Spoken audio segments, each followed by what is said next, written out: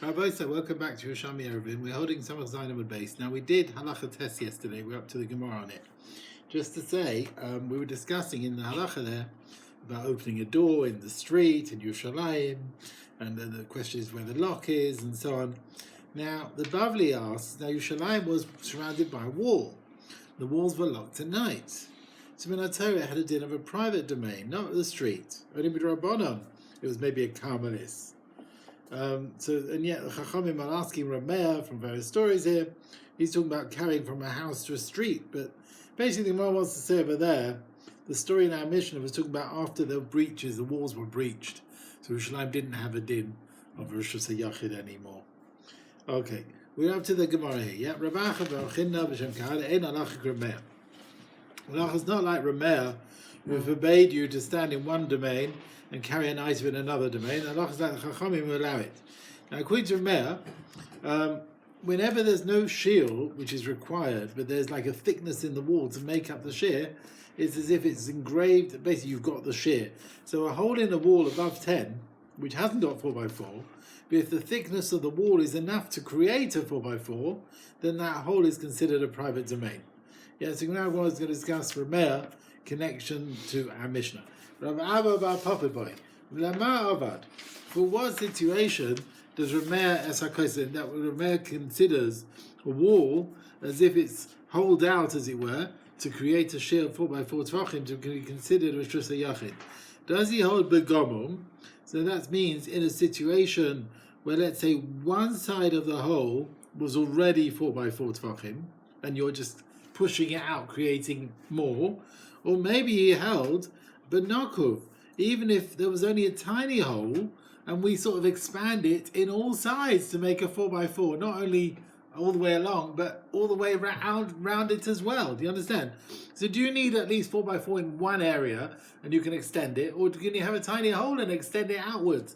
In Tima Begomum, if you're going to tell me that where there's one tiny hole, so on one side you've got already a shear of 4x4, and that's when he holds Hokik the Hashlim, then I feel even if the whole of the lock is above 10 Tfachim from the ground, it's a Mokim Patur, and therefore Mutter, then the person in the street will be allowed to take a key from there and put it back in the lock.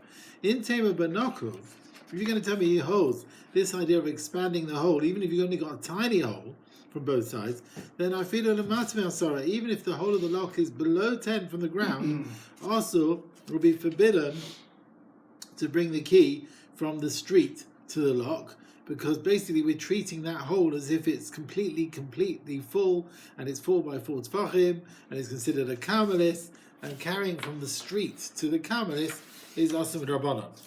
So the Gemara brings a brisa now to try and work out the answer. Pesach Ganos. Now you have these massive gardens, and you have an entrance which you would go from the street into this garden. Now this garden might be massive, right? It might be the size of a carpet field, like a very big public area. Sheyesh lahed beis shah. Now in front of the entrance, there's a small little gatehouse, which opens inwards into the garden. It's considered a private domain. Now mibiflim, if that gatehouse is within the garden, you're allowed to stand inside and open and lock the door of the garden. If the gatehouse is mibachutz, on the outer side of the garden, facing the street, you can open and close the door from the outside. If there was a gatehouse, mikan or mikan, from two sides of the door, from the inside and the outside, then you can open the lock from both sides. If, however, there is no gatehouse, not from the inside, not from the outside, you take the key, you put it in the lock from before Shabbos, and then you're allowed to open and lock the door on Shabbos by leaving the key inside. And then you can put the key in, leave it in its lock. When do we say you can't take the key from the lock? When the lock is above 10 from the ground. So then the whole of the lock has got a din of shesayachid, because we open up part of the wall. If the lock was below 10, then it's got a din of Carmelis. You don't need to leave the key all Shabbos in the lock. You can take the key as mafteach mitoch skufa. You can take the key from that sort of threshold area, which is also Kabbalist. Or posach v'noel, you can open and lock the door. But manichai b'mkoma, and you leave it on that threshold there. You leave it there. Divrei Reb Meir. That's the view of Reb Meir. He holds chokin lahashlim, and you can just take it from the lock and leave it there. But Chachamim Omrim, even though Afapi Shamanu L'Mala Masar Tavach, even though it's above 10, it's not Rishos Yachid, it's Makom B'Tor. Therefore, maybe a Maftech Me'erev Shabbos, you can bring the key from before Shabbos, leave it nearby, and on Shabbos you can take the key from there, and open the door, but Nechas go in the house, and you can carry the key B'Toch HaBayis into the house, which is a private domain, and afterwards you return the key to the lock, and you can lock the door, and you take the key from the lock. If you can put it in a hole above the doorpost, which hasn't got 4x4 tefachim, that's also makom b'tor. If, however, the hole above the doorpost was the width of 4x4 tefachim, then it's a private domain. Also, you cannot take the key out of the lock and leave it there, even though the hole of the lock is a makom b'tor. You're not allowed to carry from one domain to another, even if the item is resting in a makom b'tor halfway through. Yeah, as we said like yesterday, we're worried you'll take it straight from one rishus to another, so you can't take it from the house to a makom b'tor in order to take it to Rishus Rabbim. So here as well, since the lock was on Erev Shabbos in the sort of Kabbalist area, the threshold area, you're not allowed to go and take it to the hole which is above the doorpost, which is a private domain, through the lock, which is a makom b'tor. And now the Gemara says that the suffix earlier on is actually answered from this brisa. We had the question about goymem: do we extend 4x4 all the way along, or do we start with a little hole, or do we need to start with 4x4? So he says, Rameh says in the brisa, if the lock is above 10, it's got a din of Rishus Yachid. Because we imagine like you open it all up, right? Hadar Amra, this tells me, Kanakov Avalei Rameh. Rameh treats it like a hole. He holds even if you only start with a tiny hole from both sides. Yeah? You've got a hole in the door, a tiny hole from both sides, we expand it to make a bigger area. And usually a hole in a lock is not 4x4 tvachim from all sides. Now after the Gemara brings the brisa to work out our answer, it talks about one point in it. Now, the first part of the brisa said, a door of the garden, which has got a base shah, like a gatehouse on the inside, you can open it and close it from the inside. If it's on the outside, you can open and close it from the outside. So he says, I understand why outside the garden you need a gatehouse. When it's open and closed, you lock it, close it from the outside. But if there's no gatehouse, you cannot take the key from the street and put it in the hole of the lock. Why? There's no gatehouse. Why not? So you can't take it from the street and put it in the house. But why? Why from the inside of the garden? Why do you need a gatehouse there when it's open? You're opening and locking it from the inside. Why do you need a gatehouse? So he says the issur to carry from the garden, which is a big garden. Remember I said it's based on into the lock. That's the problem. Because remember, it's like a karpov, it's like a karmelis. We're talking about a garden, which is a very big garden. And that's the problem. Because were it not for that, just like two domains cannot use one domain, so you can't carry from one courtyard to another courtyard without them making Eruv Chaseros, even though the house and the courtyard are Rishus Yachid. So also you can't carry from a massive garden, which is Beis Sasayim, which is like a massive park, and it's not surrounded for living in, you cannot carry from there into a lock through, which is considered a Rishus HaYachid. Okay, Halacha Yud. Now we're still talking about closing doors on Shabbos, and we're talking about bolts. Now what they used to do, they would take a bolt, and then maybe they would sort of take it out and stick it in the door, stick it in the wall for the time being. The problem of Boiner, Neger, Sheyesh Baroshay Klustra.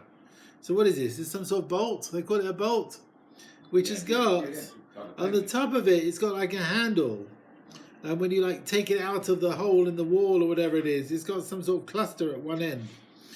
And apart from you can use it for locking the door, you can also use it for grinding your spices. Rabbi Lezer forbids you to lock the door on Shabbos because of Baina. Rabbi Yosef Masir, Rabbi Yosef allows it. Rabbi Lezer, Master shall basic Knesset Shabbos Tiberia, the shul in Tiberia, where there was some sort of lock there, and in the beginning, I know again by Heta, they used to lock the door on Shabbos. They forbade it, they forbade it.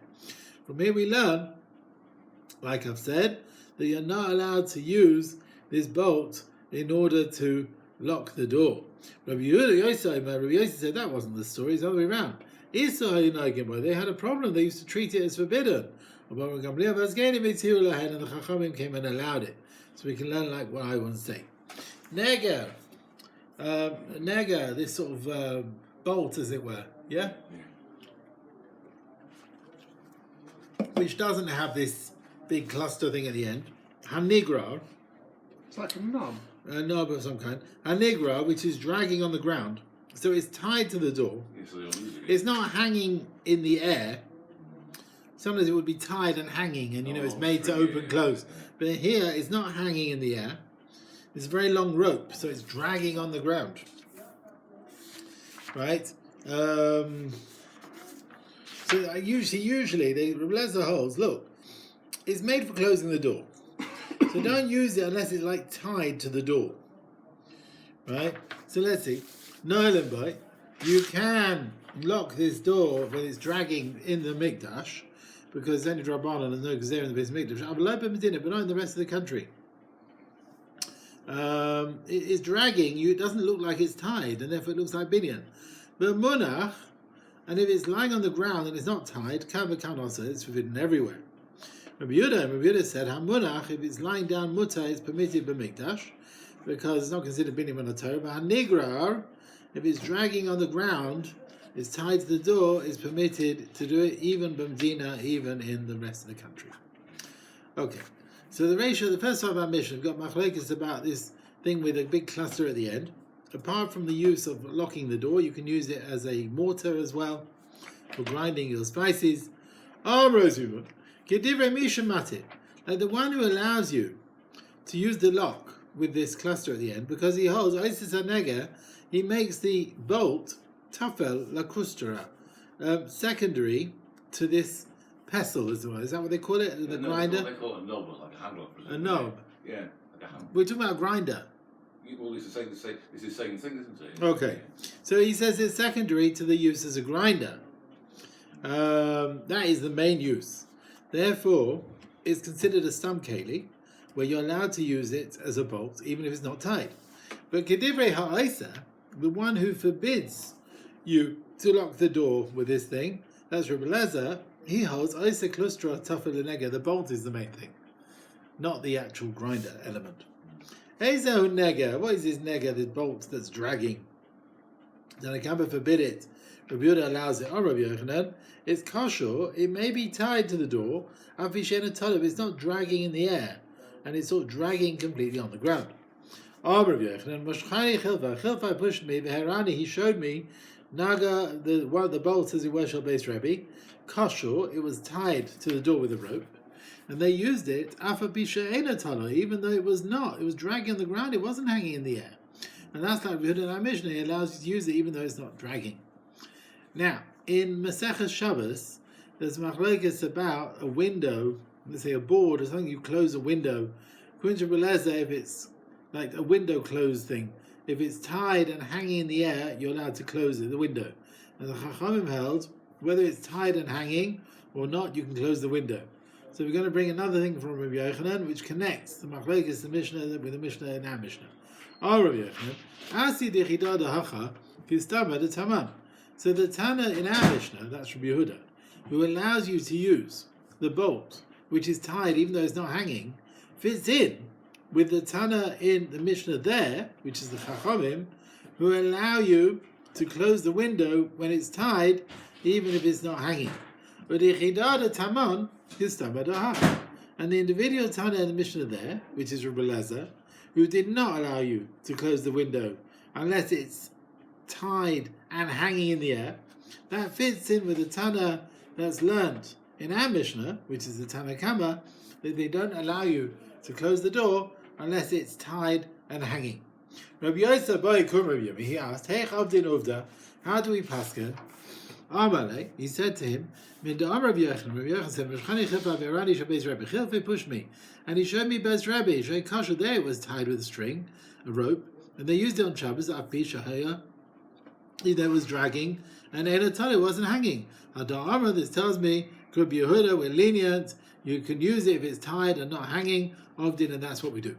Also, Rav Huda, Shem Shmuel, Halacha Kub Yehuda. Halacha like Yehuda, you're allowed to use the bolt, which is tied even though it's not hanging, Ad Shehei Kasha Badeles, until it is actually tied on the door itself. Not the door post. 1 second. He's got to be tied to the door itself, right? It's noticeable that you're using it for the door. But if it's tied to the door post and not the door, you can't use it on Shabbos. Rabbi Yanai Chomod Rav Ami, the father-in-law of Rav Ami, he said, the fact that Rabbi Yehuda allowed, even when it's dragging on the ground, Ajay Kasha Badel, it's got to be tied to the door, but Dava Shiyachal Amida, it's something which is strong, that holds it. If it was hanging, it would hold it. If, however, it was something which couldn't hold it, if it was hanging in the air, a bit of reed or something, you can't use it, because that's a weakness. That's not very strong, as if it's not here. So it's like one which is on the ground. Nagra de Rebbe, Elazar, Kata Begemi. The bolt of Rebbe Elazar was tied with like a reed or whatever. He held even a little, the connection is good enough. Nishmat, if the rope got torn and the bolt is now nishmat, it's fallen onto the ground, also you can't use it. Nikmaz, now if you put it in the hole, it goes the whole thickness of the hole and it goes back into the ground under the doorpost. It's more like Bainer. You sort of fit it in and it goes down and down into the ground. That's a lot more like Bainer. Rabbi Yaakov Barach Hashem Rabbanan Medadeu. You can take the bolt and put it into the hole, Barasha Esbaisa, with the tips of your fingers through the top. Don't put it normally. Do it in the shinoi to make it noticeable. It shouldn't look like building. Now, we spoke about this bolt which is dragging, and it's also brought in Masechet Shabbos. Now, after that sugya, it's really a piece connected to the Gemara there, because we brought the sugya in Shabbos, we're bringing the piece that's really connected there. And it's machlokes about covering kalim which don't have a handle, like a pit cover which hasn't got a handle. Can you take it on Shabbos? He allows you to take a lid of kalim on Shabbos even if they don't have a handle. Okay. Now we spoke about the Chachamim were lenient to the mixture in the Beis Mikdash with things which were rabbinically forbidden. And we're going to bring other examples, things forbidden in the Beis Mikdash, forbidden in the rest of the country, and permitted in the Beis Mikdash. Right? We start with the din of a door of a cupboard which came out of place. Marzirin Sir HaTachta. You can return, let's say, the bottom hinge of a door of a cupboard or box, but Mikdash, in the Beis HaMikdash. It's not fully come out of its place. The top one hasn't come out. It's easy to put it back. Isad Rabbanan, no Gezerah in the Beis Mikdash. Avalopa Medina, you can't do it in the rest of the country. Elyon, if the top one came out, can become wherever, also it's forbidden. Rabbi Yehuda said, Elyon, if the top one came out, but Mikdash, you can put it back in the Mikdash, there's no Gezerah, but don't put it back elsewhere. But Tahtan, if the bottom one came out, you can put it back even B'Medina, even the rest of the country. Marzirin Retia. One is allowed for a Kohen to return a bandage which has got a bit of oil and cream on it, but Mikdash in the Mikdash, because it was needed for the Kabbalas. Avalai b'Medina. You cannot put back the bandage beyond in the rest of the country. It's also Rabbanah, because you'll come and smooth out the cream which is underneath it. And that's the problem of Machik. If you want in B'tchila, if you're putting a bandage on, a plaster on for the first time, that it wasn't there from Erev Shabbos, then everywhere also it's forbidden. Was putting a plaster on a makkah which is for himself, it's not for the sake of avodas Beis Mikdash. They did not allow it in the Beis Mikdash. Now, the Tana Kama in our Mishnah Paskin, if the top bolt has come out, you can't put it back anywhere. Now, in our Torah, there's no boiner with kalim. So why is it a problem to put the top bolt back? The reason why the Tana Kama forbade it, even though there's only Issa Shvus, like Kol Shavus Hitiru B'Mikdash. Not every Shvus did they allow in the Beis Mikdash. There's some Shvus which were forbidden even in the Beis Mikdash. Tiny we learned in a Brisa. One should not wipe the moisture that's gathered on the bandage on Shabbos. So what's he doing? He's sort of wiping the moisture which is gathered, the cream which is gathered. No, it's the pus. The pus that's come out. Right, so don't start wiping that. Again, Gezerah, he'll sort of smooth it out. And Marech b'Shabbos Chayav Chadas, then he'll be liable. We've also learnt, this is support, that if you have a bandage which came from its place, you can't put it back. If part of it came out of place a bit towards the bottom, but the top bit is it slipped a bit, yeah? And therefore the top bit now is open. You're allowed to push it back upwards to cover the wound. If it slipped a bit upwards, then the bottom bit is open. You can push it a bit downwards to cover the wound. You're also allowed to deal with the wound. You can raise a bit above it, raise it above the wound, like one side of the bandage, and wipe the wound from the pus, mikan, in that area which is uncovered, and then you can put the thing back to its place, and then a megala mixas is falanis mikan, and then you take a bit from the other side of the wound, and you can wipe it again on the other side of the wound which is uncovered, and then you put the bandage back in its place. Do not wipe away the pus from the actual bandage itself. You shouldn't come to smearing, because then one is liable. A bandage where it's like lifted up above the wound. It's sort of swelled upwards a bit. You're allowed to put it back. Providing the bandage is still next to the wound, but if it's completely come away from the wound, you can't put it back. We've also learned if the bandage moved a bit, like moved away downwards, and you can push it upwards to put it back. And if it slipped upwards, you can push it downwards. Providing there's still some of it on the wound. Rabbi Yosef Ribun, B'Shem Rabbi Yasa, Markash in Israfis, Nosin ala Ratia. A wound which is getting better, you can put a bandage on it, because the bandage in Elam Shamra is like guarding it, to guard the wound and not really to do any healing. Of course, there's two reasons of putting a bandage. One is from a refuah. You'll start grinding the spices and so on. And also you might smear out any creams and so on. Rabbi Yossi learns that's all very well when it's like an open wound to heal it, because you're very worried about it and you might start grinding or mamachek. But once it's already begin to heal, you're not so excited anymore. And you won't start doing the malachas, you're involved in the makkah. Therefore, there's no reason to put a gezerah. Okay? Rabbi Bun, B'Shem Rabbanan Taman, so in the name of the Chachamim Bavel, Nosin ala al gabe makkah b'Shabbos. You can put like a leaf on a wound on Shabbos. Sha'ala eno ela k'mashamra. Again, it guards the wound, but it doesn't actually heal it. Rav Tanchuma, he said you're allowed to put all types of leaves, chutz me'ale gefanim, she'en for apart from vine leaves, because they actually have medicinal properties. Ravana, ada pua. What's the pua? The woad? Pua. Which vegetable is this? Is this a veg? Madder. Which one? Madder plant, yeah. Madder plant, yeah. That's a medicinal herb, yeah. It's not the woad, it's the madder. Eka tav hisagin. The root is very good for a refuah. When you got like 5 or 7 or 9 knots of it, but providing that the waters of it, the moisture doesn't come out. Now, so that's a nice segula thing which you have with this madder flower.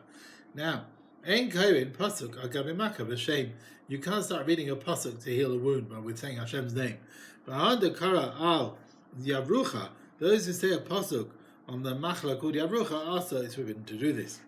Someone who says, come and let's read this pasuk, Agabe Albini on my son, Shehi Misba'es, because he's a bit frightened, and it will calm him down. Or ten I love Sefer, put a Sefer Torah on him, or Tfilin, Bishul Shish and say he should sleep. Also, you're not allowed to listen, you can't do things like that. But I'll tell you, we learned to the Brisa, they used to say various psukim of Tehillim, Shish Shapagayim, and that would guard from Pagayim and Mazikin and Ruchos and bad spirits. Yerushalmi, when they extended the borders of the city and the Azara of the Beis Hamikdash, so you're allowed to read various psukim to guard from Mazikin, and you can read psukim to heal. On Rav Yuzan, Khan, the Brisa allows you to read psukim ad shlei nifka, before a person's been hurt, and you read the psukim to shield you. Whereas with Khan, when is it forbidden? Mishanifka, when a person has already got this illness, and then you can't use Divrei Torah for healing. Ezo Shishal Pagayim, what is that? Shem Morabut Sarai, which is in Tehillim Gimel, V'chala Mizvah, the whole Mizvah to the end, and also Tehillim 91, Yeshuv says Eliam until Ad Ki Hata Hashem Marsi, you are my refuge. Halach Yud Beis. Koshvin Nimin, one's allowed to tie the threads of the harp, or the lyre, whichever it was, that the Levium played at the time of Nisach of Yain. If the strings broke, you're allowed to tie them b'mikdash, even though it's kosher in HaTorah, avaloi b'Medina, but not in the rest of the country. And if you want to connect it b'tchila, start making it the first time, then kama kanos, you can't do it anywhere. Chaytchin yaberes b'mikdash, you're allowed to cut on Shabbos a wart in the Beis Hamikdash of Loba Medina. That's in order to do the Avodah, right? But not the rest of the country. In Bekli, you want to use a special instrument, also, then it's forbidden everywhere. Koshrin Nima, you can tie the thread which the Levium were needed for their musical instruments. B'mikdash Loba Medina. Now Mishnah allows you to tie the thread, even though this is a Torah. Rav Shimon Lazai. The Tanya of Shimon Lazai, he said, Nima Shabakina. Shenivska Kshari got tied and broken and tied. If you do that, it doesn't really give a good sound, so it doesn't help tying. Ella, what do? Mishal shell. You pull the top part of the thread from basically towards the downwards, and you sort of take the bottom one where it's tied. You take it away from the musical instrument, so make a knot underneath. I don't know, it's like a Siyas Melachim in the Torah, Makibeh Patish, but it's permitted because it's needed for the Avodah. Now, after the Gemara says, our Mishnah is like Shimon Lazar allows Issa Torah for the Avodah, it brings another brisa that the Klei Shir is really needed for the Karbanos. Tani Bulat, Shimon Lazar, HaKohenim, who blew the trumpets, Malavim, in the Shir Tam Nisach Yain, V'Yisraelim, and the men of the Mamad, Klei Shir, and all the musical instruments, all of them are essential. Ma'akvid is a carbon. He holds that they are essentialized, they're all necessary for the carbon. It allows you, therefore, to do Melacha D'Oraisa to repair these things. You can cut these warts for the code to do the Avodah. Now, with a carbon, a sef, or a carbon Pesach, you don't break away Shabbos. Here you say we do. He says the reason why we allow the Kohen to cut, because when they kill called piyasais. Look, we don't want to start bothering to make another lottery of which Kohanim are doing which avodah, right? And this heter is in a situation they've already made a lottery to decide who's doing what, and then it turns out someone has got a wart which would pass him. If we don't cut it, then allow him to do the avodah. They'll have to gather all the Kohanim and make a new lottery. We can't be bothered doing that. As opposed to Psachim, it's talking about the animal. If there's a problem with it, we get another animal. A Mishnah is talking about benifreches, with one that breaks away, a water that breaks away easily. The Khan in Psachim is training, but it doesn't break away. Shemen Yakim always said Khan belecha. Here's about a wet one, but Khan bivesha. Eruvin is about a dry one. He said Khan in Eruvin where it's allowed is biyad. Use your hand, and therefore it's pushed away from avodah. Whereas Khan in Psachim, quickly use the special instrument. As to Shimon ben Yakim, kibar kapara. The answer of Shimon ben Yakim fits in like bar kapara. He was the one who said if it's dry or wet. Rabbi Yosef Chanina, who said it depends if you're using your hand or a keli, that is Rabbi Yochanan. That fits in like Riach. Zetani, we've learned whenever you ruin something, there's nothing important comes out of it, you're not going to be chayav for that, right? This opinion holds if you make a fire, you make a wound, you might be liable. Bar Kapara says you're making a chayav. You don't need the blood. When you're making a fire, even if you're in a zarech leifer, you don't need the ashes of the fire. Right? Two malachas, you're chayav, one who does it, even if it's proper kilkul. Oh, Rabbi Yochanan, Rav Yochanan said, the brisa which obligates the one who does a wound and makes a fire, providing you need the blood or the ashes. Basically, you're chayav, even though it's a big kilkul, more than what the purpose is. So it's machlekes also the term Moraim. Shlomo ben Yakim holds, like Bakapora, you do melacha on Shabbos you're chayav, even proper kilkul. So he can't fit in our Mishnah with a wet wart, because this one brings out blood when you cut it. Therefore, there's cutting even with your hand is a deraisa of chayvel. There's also even the Beis Mikdash, because melacha of chayvel, of damaging, causing bleeding, there's no difference if it's done with your hand or a keli. And therefore he learns the Mishnah is talking about a dry one, which doesn't produce any blood anymore. Okay? And the whole issa to cut it is because melechas goizes, or shearing, that's the problem. Therefore cutting with your hand is only Shavuos, but Beis Mikdash is permitted. Whereas Chanina, however, holds like Rav Yochanan. You're not chayav for making a wound on Shabbos unless you need the blood coming out.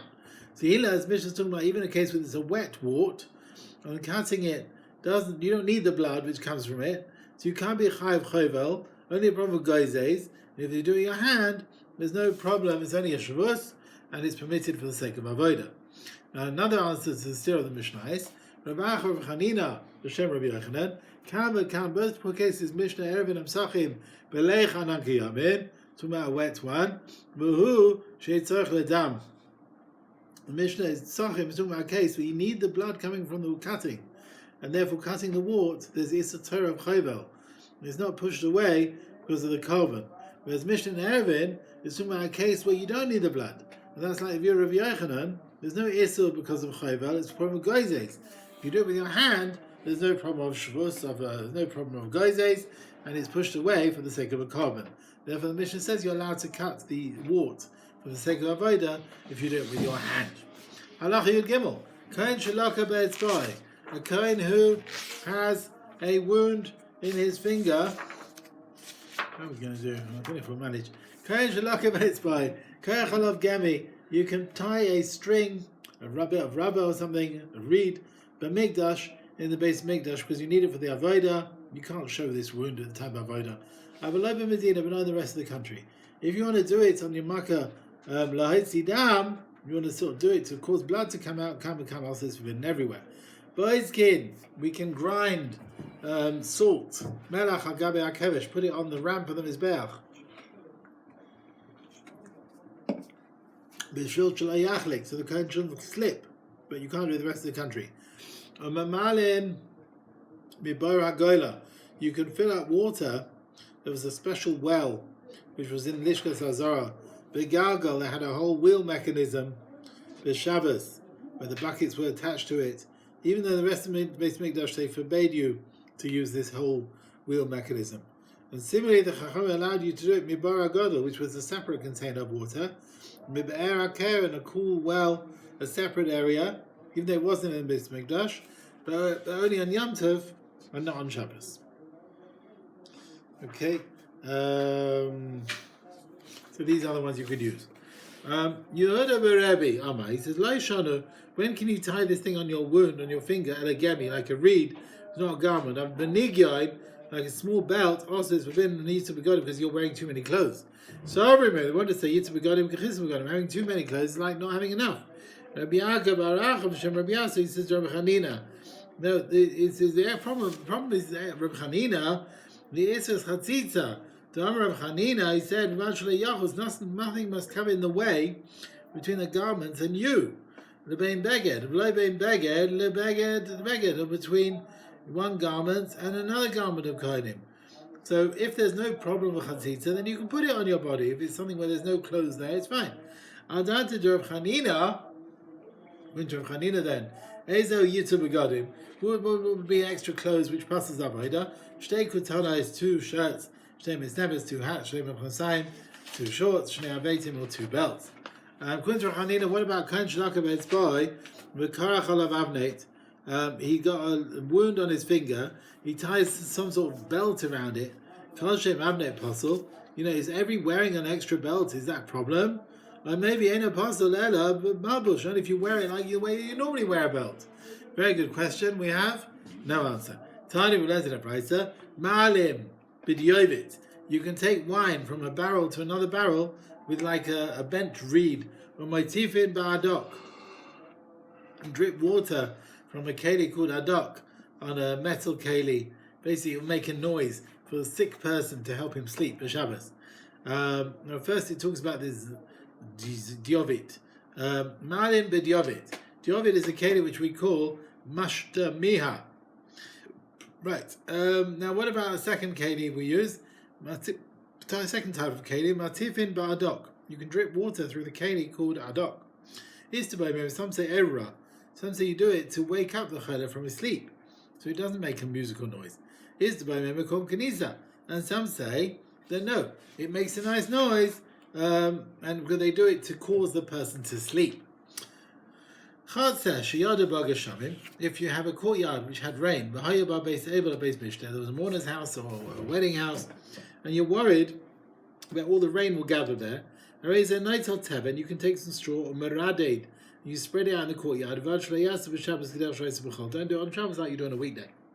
Now you can't start taking water from the galgal, this big wheel, because we're worried you'll take a big amount for irrigating your gardens. There's another issue. Tony, we learned to the price. You're not allowed to fill water on a big scales for Shabbos, because maybe you'll take a big amount to irrigate your field, your garden. If the reason why you're using it is because you're worried about the rope or the string that they're hanging the scales, then it's permitted. If it's sort of weaker, then you're worried to take a lot of water. You're worried the rope will break, so then you can take some water on the scales. So various wells that were permitted to be used. Why did they allow you to use barakah, this cold well, in the galgal b'yom, whereas the other wells they didn't allow you? They went up from exile from Bavel. They camped next to this well. Nevi'im made a takana. They're always allowed to use this water from this well. But not every well they allowed. Out of that particular one. Only that one where they were camped, the Chachamim allowed you to use it. Now, the following Gemara actually belongs to Daf Beis, but we bring it here because it's connected to our sugya. Now, the Chachamim were lenient with mechitzas. Remember, for the Oida Regalim coming to Yerushalayim. Remember, they had the little boards around the well so the animals could come in. Various boards they put at various intervals around the well for Oida Regalim. Just like you say in our Mishnah that taking the water from the well on Yom Tov, what was permitted forever. But Chai says the same thing, drawing water from the Be'er which has these boards around it. It wasn't just for Eile Regalim, it was permitted for always. Mashu Huta, it was permitted for always. Halacha Yadalet. Now, okay, the last case of the Issa Shvus which is permitted in Mikdash is taking Tumah from the Mikdash. Now, there are 8 types of shrotzin that they're dead creatures are metame. Right? If one of the 8 it dies in the base of Mikdash, we have to take it out. You cannot leave it there. And there's a difference between how to take a sheretz if it's a weekday on Shabbos, because on Shabbos there's Isur Rabbanan. Because the dead sheretz not fitting for anything, it's muksa. So sheretz shenimsa v'mikdash, Cohen can take it out. Behem Yonai, maybe with his belt. Even though it's metame his belt, he doesn't wait to start looking for something else. We don't want to delay it. We want to take it out as soon as possible. That's the view of Rabbi Yochanan Breika. He can't take it with his hands, or it will become tummy, so he has to use his belt. Rabbi Yehuda said, but it's fast shot 8. You can take it with tongs of wood, which doesn't receive tumah, but not a belt which receives tumah. It's the tumah, don't increase the tumah. Where do we take it out from? From the base of Mikdash, the antechamber, the area between the olam and the mizbeach. Rabbi Kiva, he says, any area where there's kares for going in there if you're tameh, that's where you take it out. Elsewhere, the rest of the azara and the other rooms, if there's a sheretz, you don't take it out on Shabbos. You just put a cover over it, a plate on top of it, and that's fine. Now, we talk about the din. We said you can tie the threads of the harp, whatever it is, but not in the rest of the country. And Shimon held you can't tie it in the Mikdash, just make a bow, Rav Shimon, however, was also lenient for someone who's like 15 amas beyond the tchum. You can go in. He said they were a bit haphazard with the measurements, right? He said 15 amas the tchum is fine. So why is he lenient in some cases and strict in others? Rav Shimon Omer, he says, but the 15 amas, I said you can go 15 amas because they were so strict. Really, you've got that anyway. It's really part of your proper allowance, right? They didn't allow, there's no issur. The people who measure, they bring in the tchum a bit, 15 amas, so they're giving you back what they took. Therefore, it's yours. When I'm strict with tying the threads, they only allowed you to do rabbinical things. So I don't want you to tie things in the mikdash where there's Yisur Torah.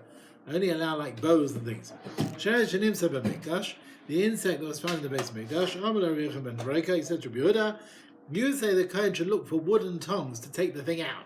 But Lonim says it takes you a while to find it. I said back, Lonim says where you say you have to take it with your belt. So you're making more things, Tameh. I said back to him, look, wherever there's a problem, whatever we do, I should be over on the issur of leaving in the base Mikdash, Shalai Bas Liyadai, which I don't have to do be a dime. I didn't cause it. I didn't cause this thing to die. It's come from its own accord. Rather than issur, I'm going to do be a dime. I'm going to be matame my belt. I'm not going to do it. This argument is like another argument. We learned in Psachim. You got challah of a dough on Pesach. How do we separate challah on Yom Tov when it's tameh? We can't bake it. It's a Yom Tov.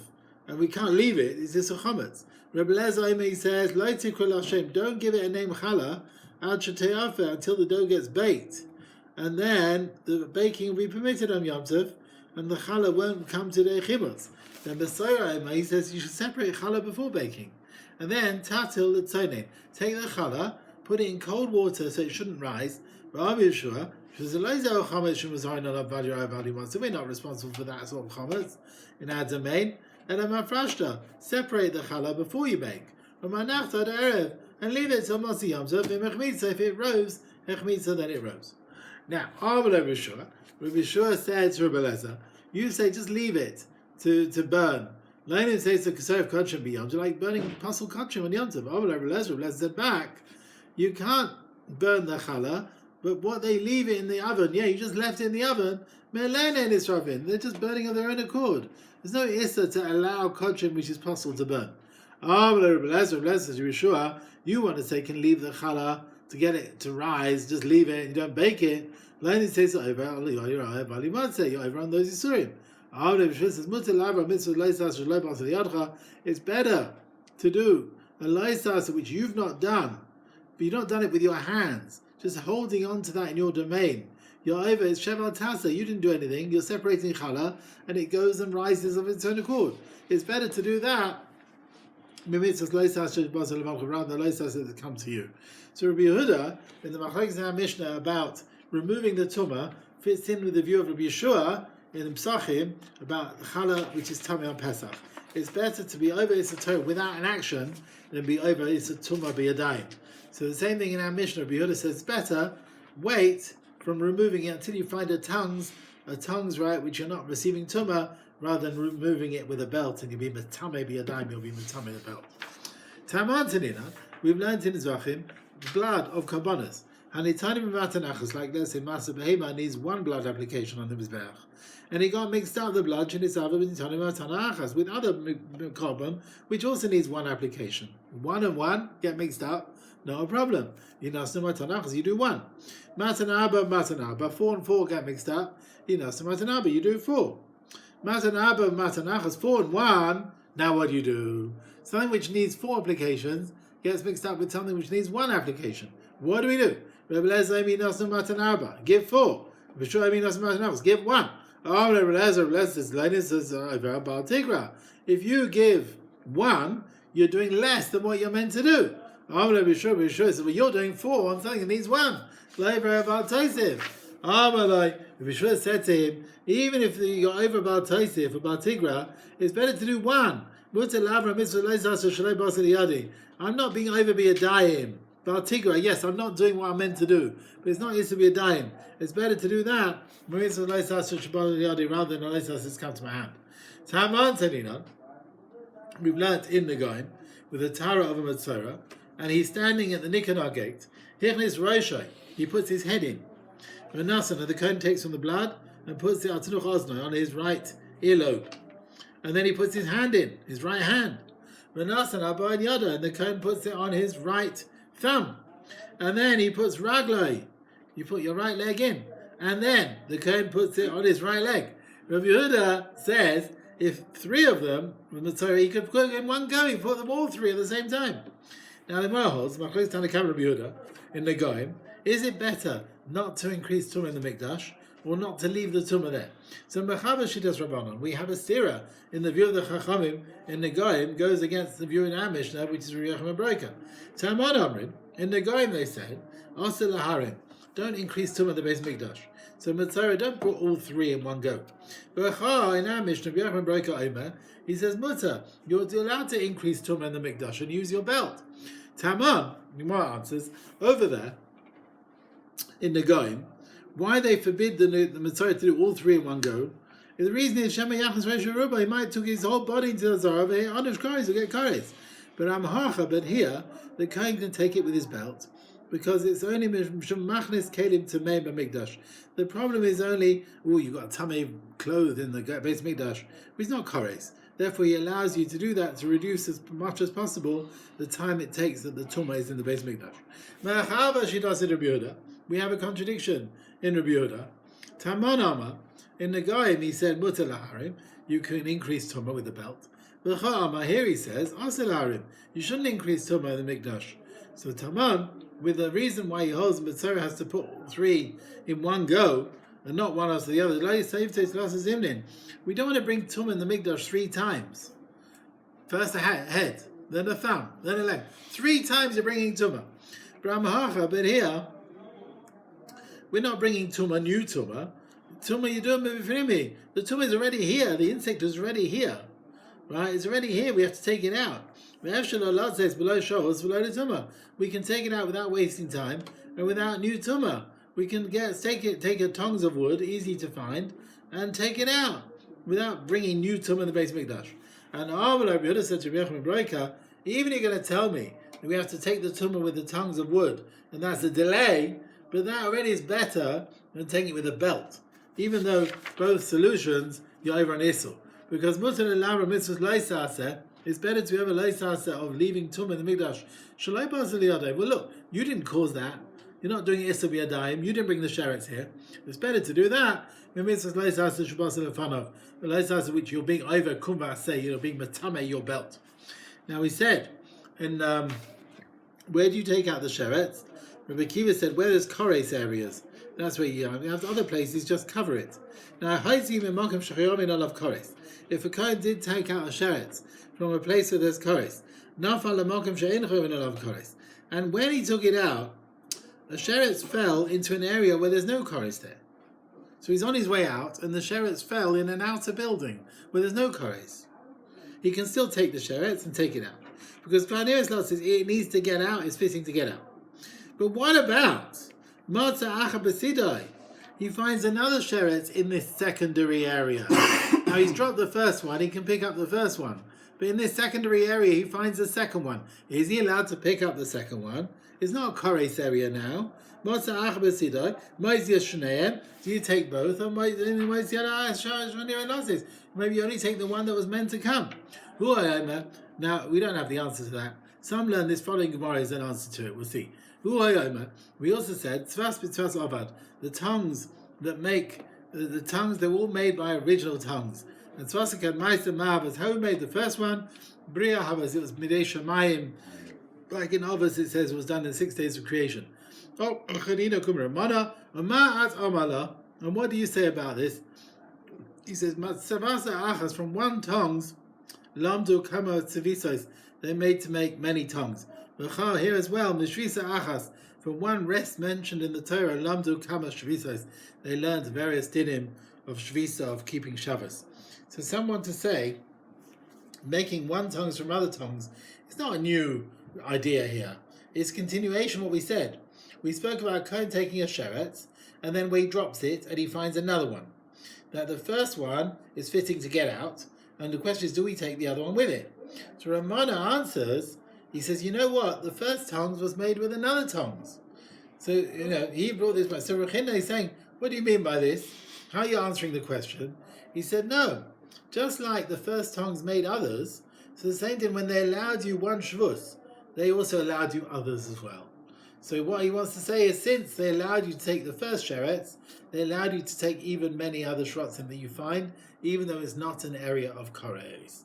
So Vada, they allowed you to carry together with it the other sheretz which is next to it. So that's how they want to learn that this piece is a continuation of the next. There's no shir tomorrow, Rabbi Isai. Next shir will be next week. We will start Masechet Pesachim. The cycle is starting Pesachim in a couple of weeks. We will have a bit of a break towards the end of June for a simcha, so we'll catch up. That's why we'll go ahead next week. Okay? Go ahead.